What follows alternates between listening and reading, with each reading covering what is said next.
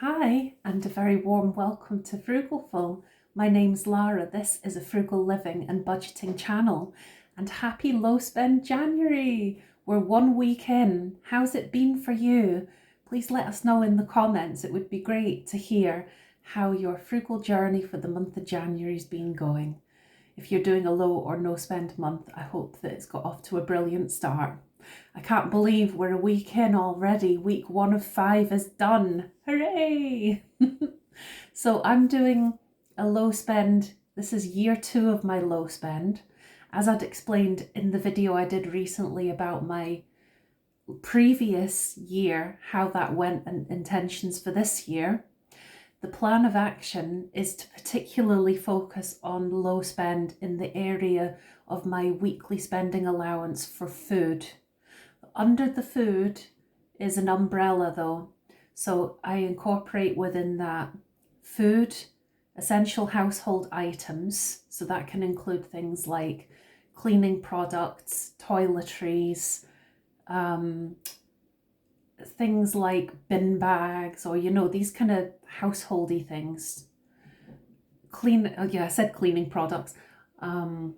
Let's see, what else? Oh yeah, medicines, like over-the-counter medicines, and things like basic stationery items, that kind of thing. So they're all included, and I think that's it, because I've not decided on what I'm doing regarding donations this year. I did a food bank item a week last year. I haven't decided what I'll do in the category of giving quite yet. So, but I think it will be more focused on other things rather than a food bank item a week. I'll probably not go that route this year because of storing the things, and I'm trying to declutter as well as an forever ongoing process.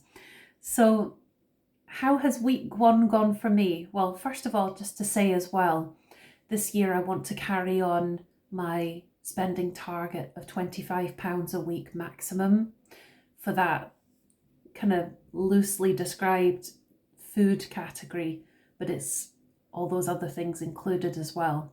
It is a tall order trying to stick to £25 a week for that, but particularly for low spend January, I want to do that as best I possibly can. So bearing in mind there's 5 weeks for January, so that's £125 for the entire month of January. So how did week 1 go? Well, I'm very pleased to say that it's going pretty well so far. I'm 88p over. I spent £25.88 in week 1.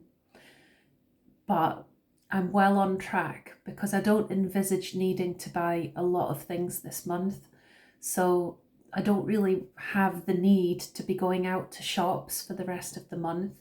What I am planning to do is have one online shop delivered in bulk, probably in week 2, just to stock up on certain things and use my £25 a week allowance, if you like, to stock up on things. And that's going to really help me in months where I do need to buy more day-to-day food items.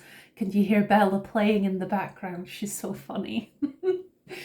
Because if you've seen my videos recently, I just did where I went through the freezer and the cupboards, and that didn't include the cupboards down here under this worktop where I've got my camera and my tripod, because in there I have a load of tins of stuff as well. So there's loads of food stuff that I'm planning to use up this month, but especially stuff in the fridge and freezer. Having a good old clear out of things is the plan. So there's not going to be, it's not really going to be such a need to sort of go and buy things for meals through the month of January. But as I'll explain, I have bought some things this week that are related to meals that I'm having this week. So I've been into 4 shops. I went into the Card Factory twice. I went into Lidl and I went into B&M. In B&M, I bought over-the-counter medicines for my throat because it's quite sore at the moment. I bought some toiletries. I bought, I meant to bring it in to show you. It's like a BPA-free plastic soup mug. It's a reheatable one. So if I want to have lunch, let me start again.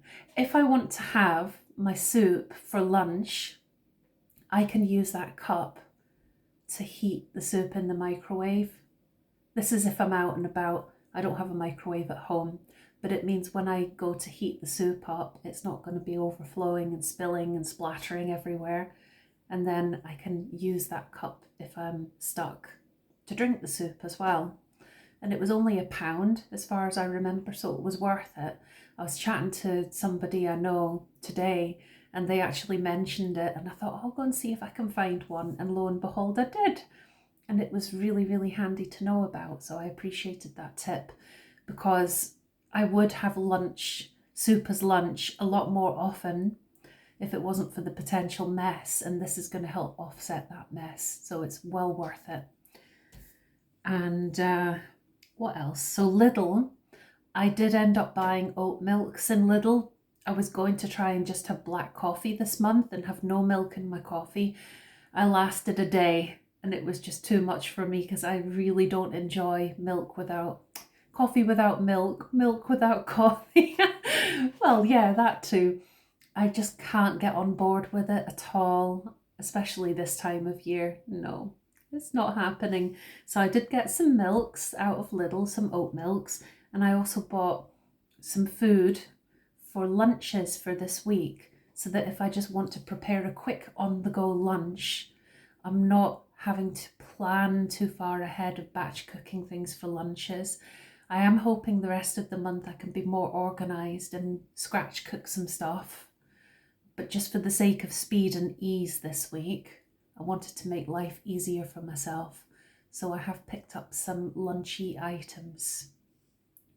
So I suppose it was an unnecessary food spend, but I've got to think about that balance of comfort, practicality, and being time efficient and energy efficient as well as frugal. It's finding that sweet spot and that balance. So I have no regrets over the purchases I've made. Also in the card factory, I bought a couple of these. I'm going to class these as household because they help me stay organised and on track.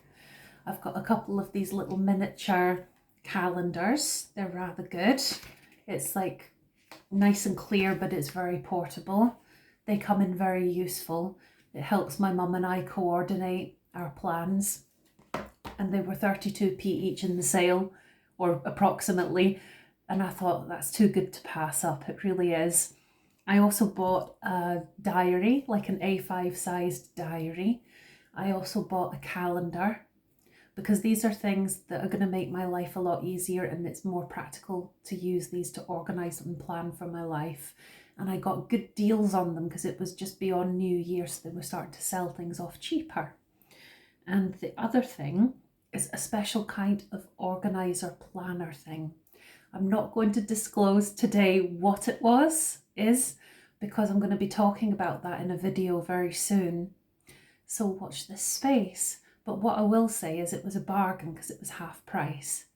So all of these things have been sensible purchases. They've been well thought out, intentional purchases. I do have sinking funds, and I've made purchases within the sinking funds too. But I'm not going to go into all of that. This low spend year, I'm focusing more on the food aspect, the food, household, cleaning, toiletries, medicines, because that is the area of my budget where I struggle the most to be frugal. And I also think it's more universal and more helpful to share my journey regarding that, rather than getting bogged down in the nitty gritty of my sinking funds that aren't going to be as applicable to everyone, because people's preferences in those areas are so different. And also I end up spending more time going into detail on that I could be spending making videos and sharing about batch cooking and different things that could be of much more interest to people, and the things that are more relevant to share universally for our frugal paths. So that's how I've shifted in perspective and focus for year 2 of low spend. So thank you for joining me today. It's been lovely on this Thrifty Tuesday to have a wee frugal chat, and I'm looking forward to being back again soon to see you for another frugal low spend January video very, very soon. Take care, best wishes, and happy frugal January. Happy low spend, no spend. See you soon. Bye.